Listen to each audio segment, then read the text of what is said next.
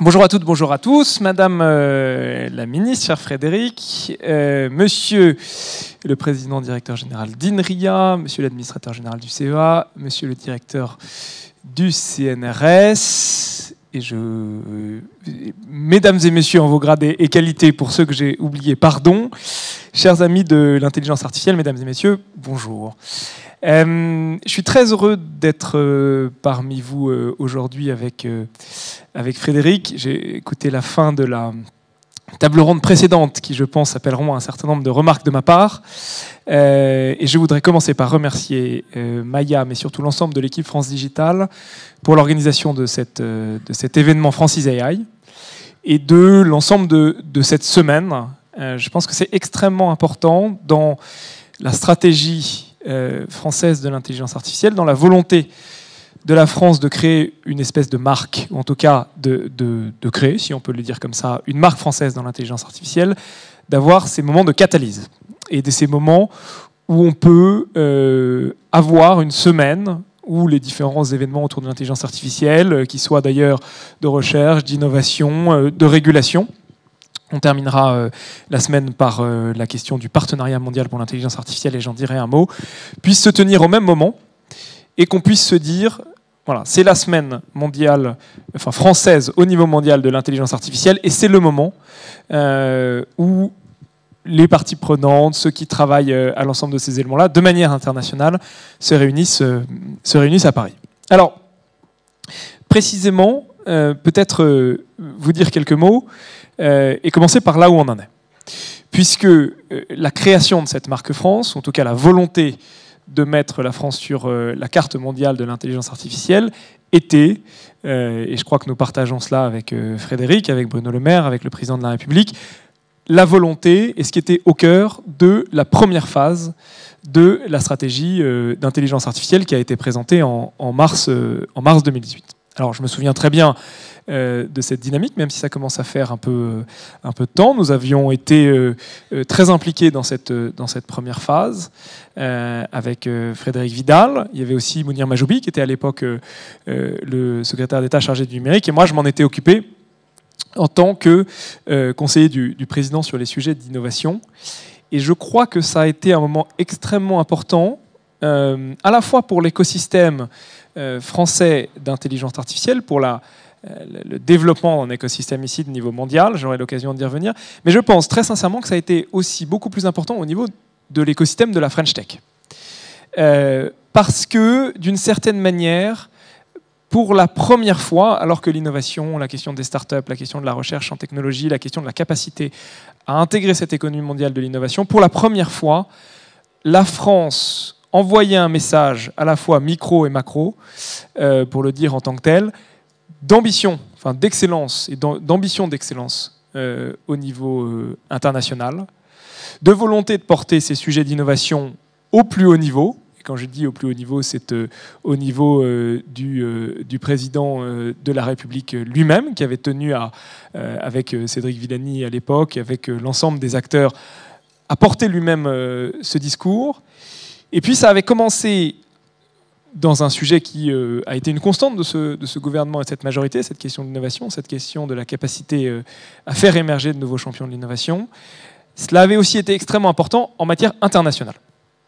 Et on sait une partie importante de la stratégie qui s'était à l'époque incarnée à travers l'implantation d'un certain nombre de centres de recherche de niveau international, avait été la capacité à créer en France un écosystème de niveau international. Et cette question, cette approche, qui est de dire nous sommes dans une économie mondiale de l'innovation, on est en compétition avec les Suisses, avec les Allemands, avec les Américains, avec les Chinois, et si on veut faire quelque chose de gros, de structurel, de souverain, il faut qu'on le fasse un écosystème international. Je pense que ça avait été un des premiers pas sur lequel on s'était appuyé. On connaît les atouts français, vous en êtes toutes et tous des représentants, la qualité de l'école de sciences de l'informatique, la qualité de l'école de mathématiques, la qualité des datasets dans un certain nombre de domaines, le transport, la santé, l'environnement, l'énergie, et la capacité à croiser ces capacités-là.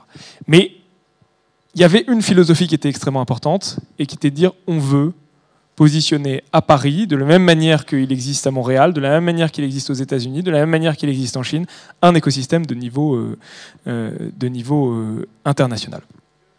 Alors si on regarde, et Frédéric vous en dira plus sur la partie recherche, mais je pense qu'on peut se dire, 3 ans après, qu'une partie importante, enfin qu'un chemin important a été fait, et qu'on a réussi d'une certaine manière à mettre la France sur la carte mondiale de l'innovation.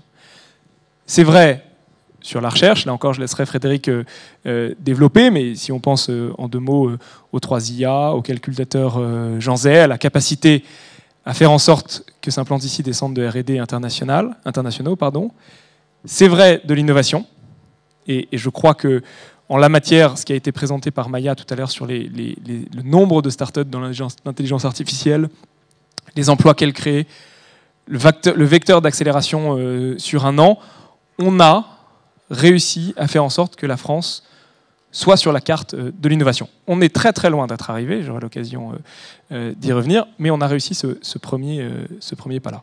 Et c'est vrai par ailleurs, je le disais tout à l'heure, sur la question inhérente à la question technologique dans nos sociétés occidentales, de la régulation et du cadre éthique, ou en tout cas démocratique dans lequel ces technologies se développent. On voit qu'on a une forme de dialectique qui, à mon sens, est indispensable entre le développement technologique, l'innovation d'un côté, et l'impact et les valeurs sur lesquelles cette innovation est en train de se développer. Dialectique qu'on ressent au niveau démocratique, et les États sont en première ligne pour cela, mais dialectique qu'on ressent dans les entreprises, avec la question du sens, la question de l'impact d'une partie, enfin qui devient pour une partie des chercheurs, des ingénieurs et de tous ceux qui s'engagent dans vos entreprises, une question absolument cruciale au moment de choisir dans quelle entreprise ils vont s'engager. Et sur ces sujets-là aussi, on a réussi à faire un certain nombre de progrès. Je veux citer 2 exemples. 1, le partenariat mondial pour l'intelligence artificielle. Pour certains d'entre vous, ça ne vous dit absolument rien. C'est sur le modèle du GIEC, à l'initiative de la France et du Canada, au sein de l'OCDE, le premier cercle international dans lequel on a réussi à amener les États-Unis, et ça a été un combat, parce qu'à l'époque c'était Donald Trump, qui doit discuter de cette dialectique entre innovation et régulation au niveau international. Dans un endroit où ne sont autour de la table que des personnes, entre guillemets, like-minded, c'est-à-dire des démocraties, qui toutes se posent la question du progrès et de l'impact du progrès. Avec la volonté de faire le même travail que dans le GIEC, c'est-à-dire d'avoir d'abord une approche scientifique avant de considérer la question de la régulation. Et le deuxième élément, c'est la question, c'est l'initiative qui a été prise au niveau européen par Margrethe Vestager et Thierry Breton d'un cadre de réglementation de l'intelligence artificielle qui lui aussi est beaucoup sorti sous initiative française. Alors, il y a encore beaucoup de travail. Il y a une question, j'y reviendrai, d'équilibre entre régulation et innovation, avec une tendance européenne un peu atavique, on va dire comme ça, de considérer d'abord la régulation avec l'innovation, ce qui, à mon sens, est un non-sens. Mais quand même, on est obligé, et c'est une très bonne chose qu'on puisse avoir cette discussion relativement dialectique. Je dis quand même un mot sur cet équilibre. Pour nous, l'innovation, ça va avec la régulation. Et il ne faut pas se tromper. C'est-à-dire que pour beaucoup de gens, dans le débat public, médiatique, tel que je le vois se dérouler, l'innovation appelle la régulation. Mais je pense qu'on se trompe. La régulation appelle l'innovation. Pour une raison assez simple. Nous vivons dans un monde, ça nous plaît ou ça ne nous plaît pas, mais c'est comme ça, où le leader fixe le standard. Si vous n'avez pas de leader, vous ne fixez aucun standard. Et vous courez après le monde tel qu'il va. Et donc, si l'Europe, la France, veulent être en capacité de fixer des standards selon leurs valeurs, selon leur éthique, alors ils doivent faire émerger des leaders. Et si on commence uniquement à penser en matière de régulation, oubliant l'innovation, ce qui est une tendance, il faut se le dire, de nos sociétés occidentales, pour beaucoup de raisons, alors ce n'est pas la moitié du sujet qu'on manque. C'est probablement les 3/4. Et donc, encore une fois, si demain on veut faire en sorte que l'intelligence artificielle, la technologie, dans le monde tel qu'il existe, soit portée par des valeurs européennes, alors les Européens doivent se fixer comme premier objectif de faire émerger des champions industriels. Bref. Tout ça pour dire d'abord que 2021 n'est plus 2018. Et qu'il y a un chemin important qui a été parcouru. Et que, on le voit, un certain nombre de choses se mettent en place. Le début d'effets de réseau, d'une certaine manière. Mais deuxièmement, que notre conviction, avec le président de la République, avec Frédérique Vidal, avec Bruno Le Maire, avec le Premier ministre, c'est que ça ne suffit pas. Ça ne suffit pas pour plusieurs raisons. D'abord parce que la technologie évolue. Et que, on le voit, elle évolue extrêmement rapidement, avec des transformations des boîtes, des technologies, de la manière d'approcher les sujets, des interactions d'ailleurs entre les différentes technologies, j'y reviendrai, qui nécessitent d'être dans l'innovation permanente. Le deuxième élément, c'est que nous accélérons, les autres accélèrent. Et que donc, il est absolument indispensable de tenir le rythme. Et qu'il serait faux de croire que les autres se reposent sur leur laurier. Certes, la France a accéléré, la France a progressé. Probablement plus que les autres pays dans le monde, c'est vrai en numérique en régional, c'est vrai en intelligence artificielle. En tout cas, si on regarde le point de départ, le point d'arrivée. Mais les autres accélèrent aussi. Les Chinois accélèrent, les Américains accélèrent, les Allemands accélèrent, les Anglais accélèrent, les Européens accélèrent, les Suisses accélèrent. Il n'y a pas très longtemps, j'avais une discussion avec Eric Schmidt, l'ex-patron de Google. Et c'était il y a 3 mois. Et il me disait, tu sais Cédric, moi il y a un seul truc qui me stresse. Je pense que nous sommes en train de nous faire outperformer par les Chinois. Et donc, nous allons devoir doubler nos investissements en intelligence artificielle.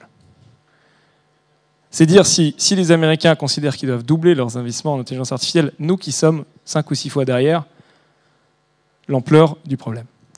C'est pour ça qu'avec aujourd'hui, avec Frédéric, on est venu vous annoncer une deuxième, en tout cas une nouvelle stratégie française pour l'intelligence artificielle, avec des idées assez simples. La première, et pour moi c'est le fond du sujet, c'est qu'on veut mettre le paquet sur la formation et les talents. Pour une raison assez simple. La bataille pour l'intelligence artificielle, et d'ailleurs la bataille pour la technologie en règle générale, ce n'est ni plus ni moins qu'une bataille pour les talents. L'innovation, c'est assez simple. C'est des talents, du capital et un marché. Et donc, si on est capable d'avoir massivement plus de talents, et Frédéric vous dira les chiffres qui sont non négligeables, y compris à l'échelle européenne, y compris à l'échelle mondiale. Si on est capable d'avoir massivement plus de talents, alors à la fin de l'histoire, c'est déterministe, on gagnera la bataille. Et donc, la première philosophie de cette deuxième stratégie d'intelligence mondiale, stratégie française pour l'intelligence artificielle, dotée de, au total, 2 milliards d'euros, dont 1,5 milliard d'euros d'argent public sur les années à venir.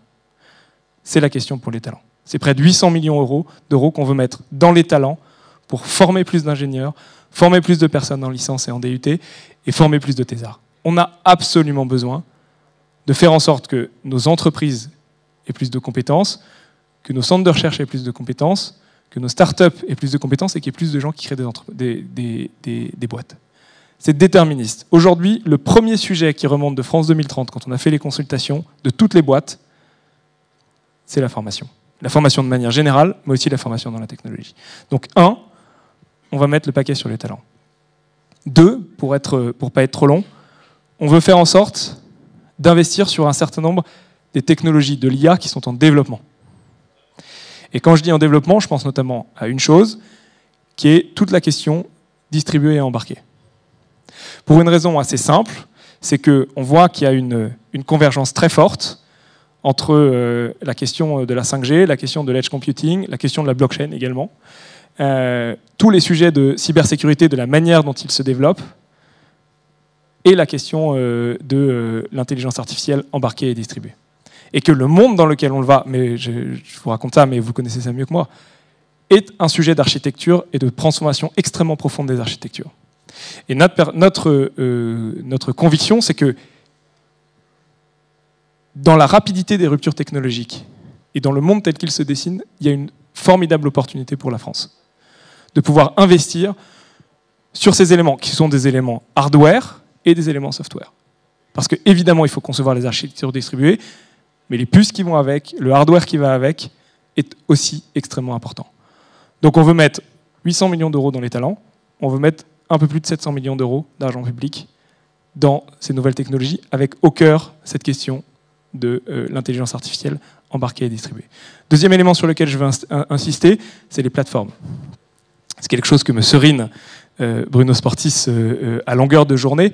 On doit faire en sorte de reconquérir, ça prendra du temps, mais par le bas aussi, l'indépendance européenne.